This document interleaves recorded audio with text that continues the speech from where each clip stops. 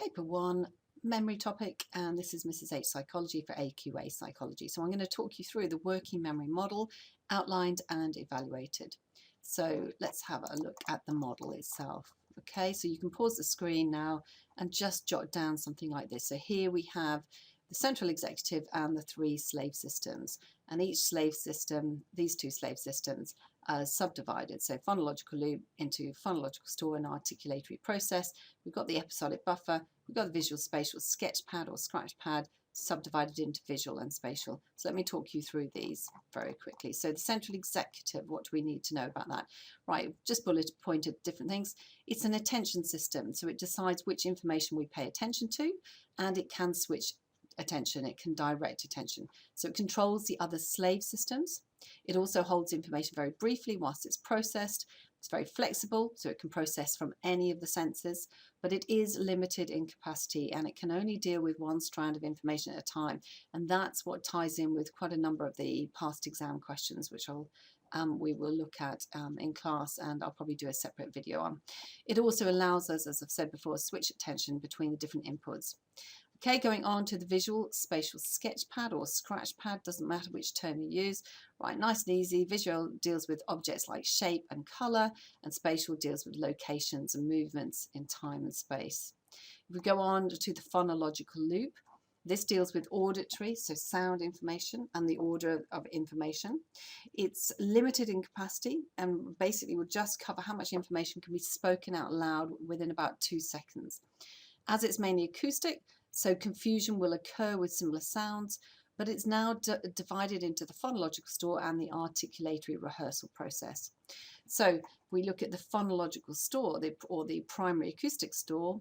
Nickname is inner ear. Don't use that to get a point. I mean, you can refer to it, but it's just really to help you understand it. So this stores recently heard informations, and it's all about auditory, so sound, memory trace, held very briefly for very few seconds before it fades.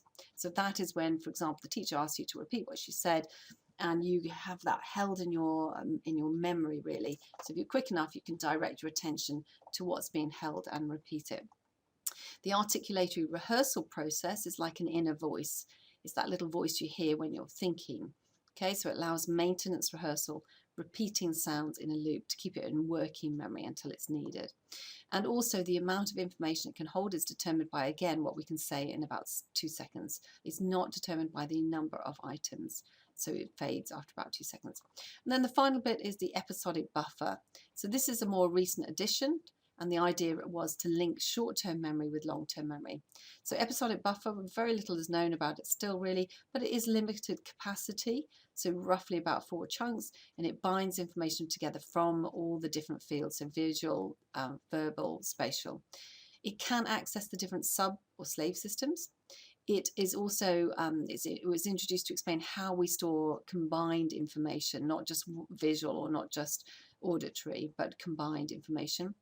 And it acts like a storage system for the central executive, and it is also the bit that links working memory, so in other words, short-term memory, to long-term memory. Okay, so going on, let's talk about how we evaluate the working memory model. So we've got plenty of evidence to support it.